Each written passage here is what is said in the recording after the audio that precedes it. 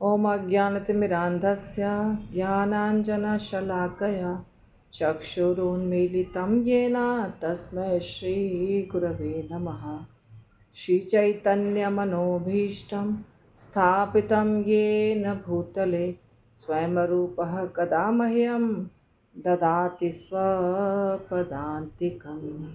वन्देऽहं श्रीगुरो श्रीयुतापदकमलं श्रीगुरून् वैष्णवांश्च श्रीरूपं साग्रजातं सहगणा रघुनाथान्वितं तं सजीवं साद्वैतं सावधूतं परिजनसहितं कृष्णचैतन्यदेवं श्रीराधाकृष्णपादान् सहगणा ललिता श्रीविशाखान्विताश्च। जय श्री कृष्ण चैतन्य प्रभु नित्यानंद श्री अद्वैत गदाधर शिवासादि गौर भक्तवृंद। हरे कृष्णा कृष्णा कृष्णा हरे हरे, हरे राम राम राम हरे हरे। श्रीमद् भागवतम स्कंद 1 अध्याय 11 श्लोक संख्या 30। अथाविशत् स्वभवनं सर्वकामम् अनुत्तमं प्रसादायत्र पत्नीनां सहस्राणि च षोडश। श्रील प्रभुपाद के द्वारा ट्रांसलेशन परपोर्ट और शब्दार्थ। श्रील प्रभुपाद की जय।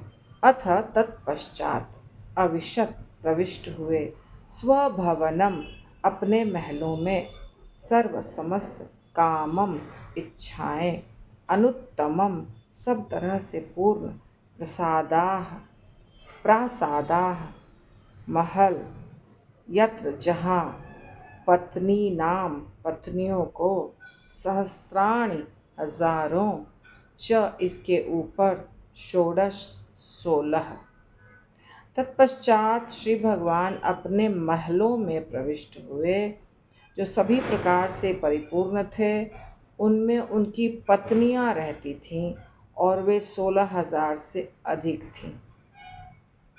तात्पर्य: भगवान श्री कृष्ण की 16,108 पत्नियां थीं और प्रत्येक के लिए आंगनों तथा उद्यानों से युक्त पूर्ण रूप से सुसज्जित महल थे। इन महलों का पूरा विवरण 10वें स्कंद में दिया गया है। सभी महल सर्वोत्तम संगमरमर पत्थर के बने थे। वे रत्नों से प्रकाशित थे और मखमल तथा रेशम के पर्दों तथा गलीचों से सज्जित थे, जिनके किनारों पर सोने की जरी लगी थी। श्री भगवान का अर्थ है जो समस्त बल, समस्त शक्ति, समस्त ऐश्वर्य, समस्त सौंदर्य, समस्त ज्ञान तथा समस्त वैराग्य से परिपूर्ण हो। अतएव श्री भगवान के महलों में ऐसी किसी भी वस्तु की कमी न थी जिससे श्री भगवान की सारी इच्छाएं पूरी न हो सके। श्री भगवान असीम हैं, अतएव उनकी इच्छाएं भी असीमित हैं और पूर्ति भी असीमित है। प्रत्येक वस्तु असीम होने के कारण यहाँ पर संक्षेप में सर्वकामम अर्थात सभी वांछनीय वस्तुओं से पूर्ण कहा गया है। छोटा परपोर्ट था इसलिए मैंने पूरा पढ़ लिया। तो हमने इसके पहले देखा कि भगवान अपनी माताओं से मिले और माताओं की संख्या भी 18 थी। एक सगी माता और 17 थी उनकी विमाता। तो सगी माता से भी और विमाता से भी खूब अच्छे से प्रेम पूर्वक मिले और मिलने के बाद जो भी उनका गले मिलना या माता के स्तन से दूध निकला, ये सब वर्णन सुखदेव गोस्वामी ने किया प्रेम के कारण। आँखों से आंसू निकला भगवान के, और भगवान नहीं, माताओं की आंखों से आंसू निकला और भगवान भीग गए आंसुओं से, माताओं के आंसुओं से, आंसुओं नहीं आंसू से भीग गए। अब इसके बाद माता से मिलने के बाद पत्नियों से मिलने गए। तो मैंने कहा था जैसे कल भी, यही तरीका है। हमको ये शिक्षा भगवान से ग्रहण करनी चाहिए, क्योंकि भगवान जब आते हैं ना तो सिखाने के लिए आते हैं। आजकल के ज़माने में भी विवाह हो रहा है और पत्नी भी है, एक ही पत्नी है। भगवान को 16,108 थी, अभी एक ही पत्नी है, पर एक पत्नी को संभालना भी मुश्किल हो रहा है। तो इसलिए बहुत सारे पुरुष ऐसे हैं जो या तो घर में झगड़ा वगड़ा करते हैं और पत्नी को दूसरे घर में रखते हैं, माता को दूसरे घर में। उससे भी ज़्यादा झगड़ा जब होता है तो माता को वृद्धाश्रम में रखाते हैं। बर्दाश्त नहीं होता है जब दोनों का एक साथ रहना, तो माता को वृद्धाश्रम में रखाते हैं, जो कि पूर्ण रूप से गलत है। माता पहले है ना जीवन में, पहले तो माता है, जन्म दिया है। अगर माता नहीं होती तो आप होते ही नहीं। कोई भी व्यक्ति बिना माता के तो रहता नहीं है। माता ने ही शरीर दिया है। जब माता ने आपको शरीर दिया और बचपन से, जन्म से लेके जन्म के पहले से ही आपका पालन पोषण किया, शरीर जो प्राप्त होता है वो अंदर में माता के गर्भ में शरीर बड़ा होता है बच्चे का, तो वो किससे बड़ा होता है? जो माता खाती है। इसलिए डॉक्टर क्या कहता है? विटामिन खाइए, मिनरल्स खाइए, टैबलेट्स देता है, दूध पीजिए, ड्राई फ्रूट्स खाइए। क्यों बोलता है डॉक्टर? क्योंकि वो सब चीज़ बच्चे को मिलेगा और बच्चे का शरीर मजबूत होगा। क्योंकि माता के शरीर से ही हम जो खाते हैं उससे ही बच्चे को पोषण मिलता है। इसलिए उन दिनों एकदम अच्छा भोजन लेना होता है, अच्छी कथाएं सुननी होती है भगवान की, ताकि बच्चे के अंदर संस्कार हो और बच्चे का शरीर मजबूत हो। इसके बाद 20-25 साल के बाद आपका विवाह होता है और आपके घर में एक एक लड़की आती है। वो इसलिए आती है क्योंकि अब आगे वंश को बढ़ाना है। लड़की का मेन कार्य वही है। स्त्री का मुख्य कार्य है वंश को बढ़ाना। आप देख लीजिए शास्त्रों में, ब्रह्मा जी जब कह रहे हैं किसी को भी, प्रजापति, जो भी प्रजापति थे, मनु थे या प्रियव्रत थे, स्वयंभू मनु हैं, 4 कुमार को भी कहा था ब्रह्मा जी ने, बहुतों को कहा, कुछ बात माने कुछ नहीं बात माने, कि वंश को बढ़ाओ, इसलिए तुम विवाह करो। तो विवाह का अर्थ है वंश को बढ़ाना। आजकल जो डेफिनेशन बनाया है लोगों ने कि क्या हम बच्चे पैदा करने के लिए हैं, सिर्फ बच्चे ही पैदा करने के लिए हैं, मुख्य कार्य बच्चे ही पैदा करना है, बाकी सारा कार्य गौण। ऐसा नहीं कि नहीं, बाकी सारा कार्य है परंतु वो मुख्य नहीं है। मुख्य है बच्चे पैदा करना, स्त्री उसी के लिए है। ये सच्चाई है, माने या ना माने, पुरुष तो बच्चे पैदा कर नहीं सकता। तो स्त्री आती है खानदान को बढ़ाने के लिए, वंश को बढ़ाने के लिए। पर इसका अर्थ ये नहीं कि माता के साथ संबंध समाप्त, माता पहले, पत्नी बाद में। अगर झगड़ा होता है दोनों के बीच में, इसका मतलब है पुरुष बुद्धिमान नहीं है।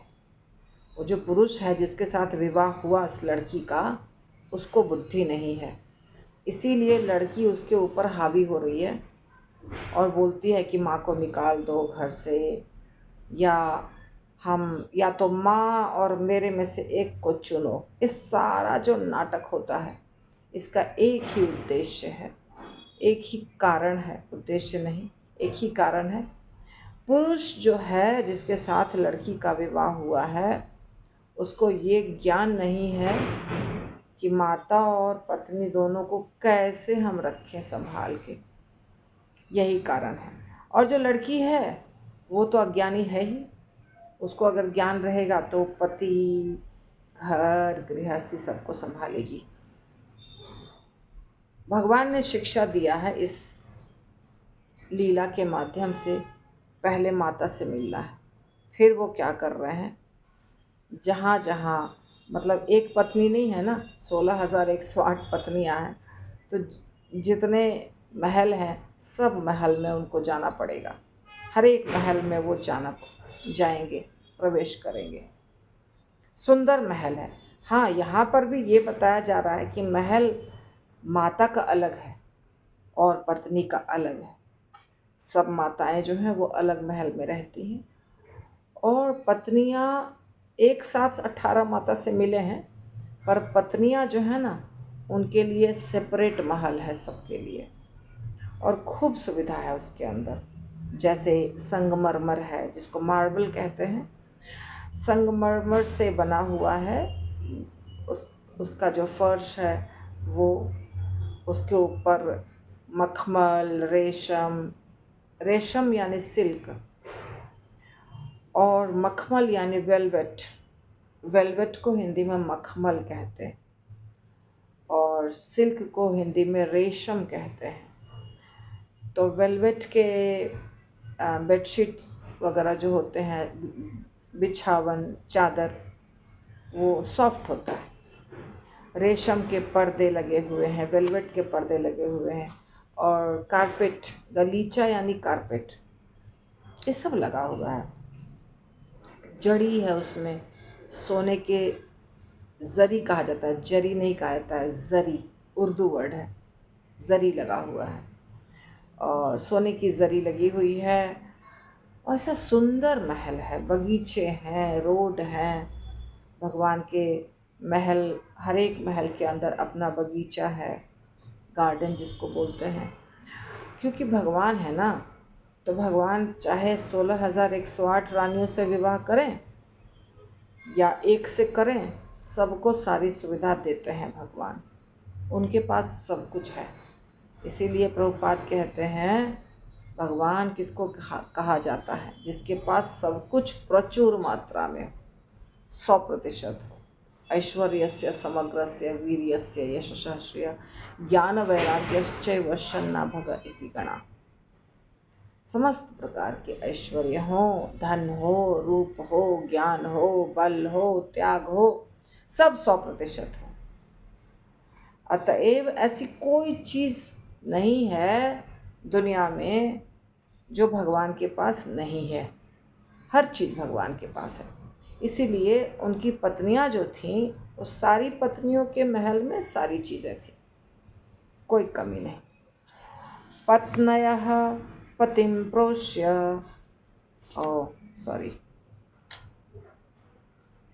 पत्न्यः पतिं प्रोष्य गृहानुपागतं विलोक्य संजात मनोमहोत्सवाः उत्तस्थु रारात् सहसासनाशयात् साकं व्रतैर्वीडितलोचनाननाः। ऐसे पढ़ा जाता है 4 लाइन वाले को। पत्न्यः पत्नियां, पतिं पति को, प्रोष्य जो घर से दूर थे, गृह अनुपागतम अब घर लौटे हुए, विलोक्य देख कर, संजात उत्पन्न करके, मनः महा उत्सवाः मन के अंदर प्रसन्नता पूर्ण उत्सव का भाव, उत्तस्थ उठी, आरात दूर से, सहसा एकाएक, आसना आसनों से, आशयात ध्यान अवस्था से, साकम के साथ, व्रतः व्रत के, व्रीडित लज्जा से देखते, लोचन नेत्र, आननाह ऐसे मुखों से, दीर्घ काल तक बाहर रहने के पश्चात अपने पति को घर आया देखकर भगवान श्री कृष्ण की रानियां मन ही मन अत्यंत हर्षित हुई। वे अपने अपने आसनों तथा ध्यानों से तुरंत उठ खड़ी हुई।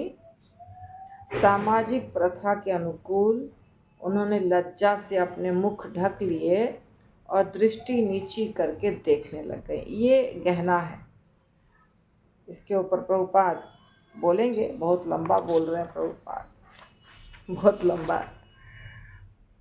तो ये स्त्री का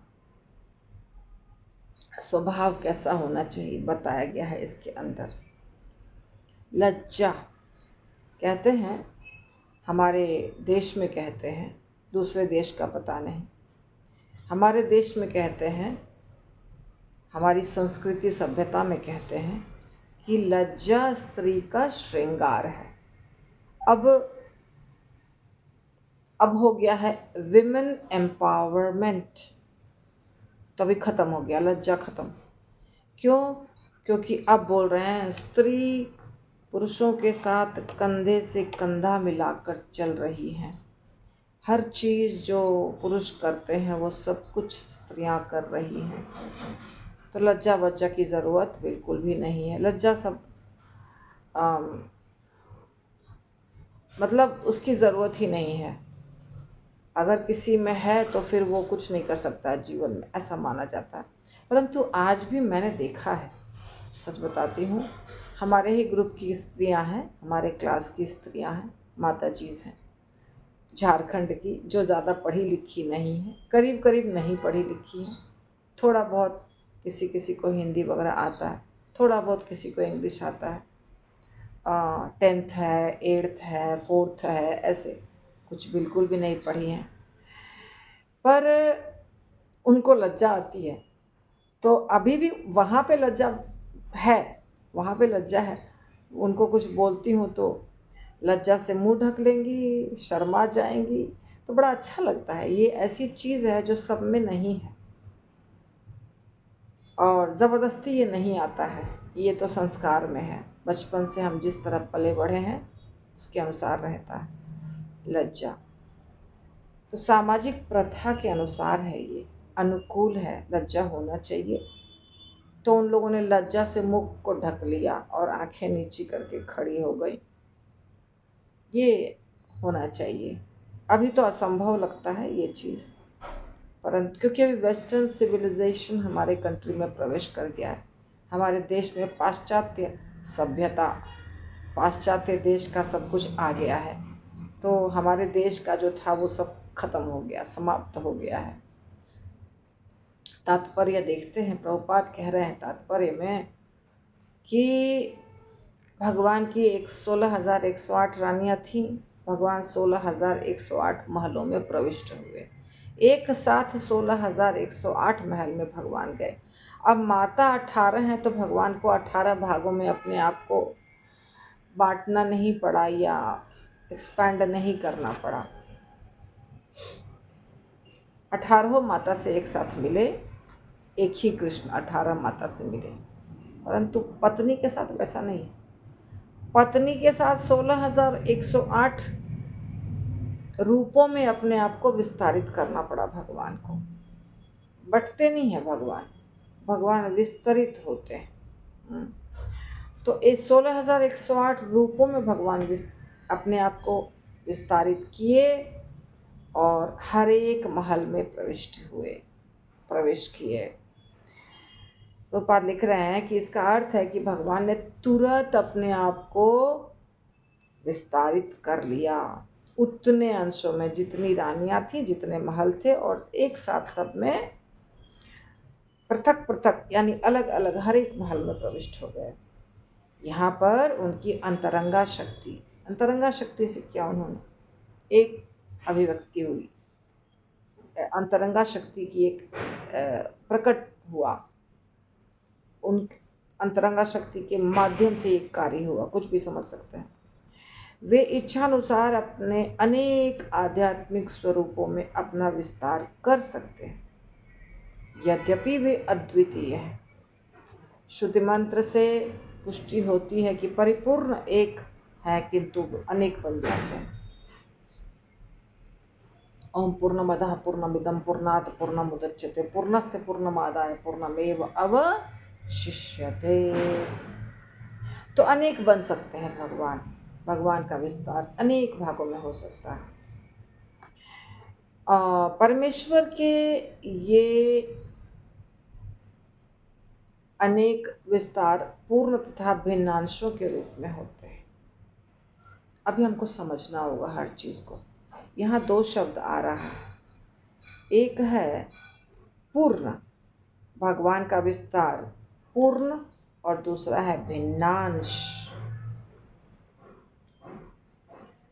भिन्नांश के रूप में और पूर्ण के रूप में अपने आप को भगवान विस्तारित कर सकते हैं।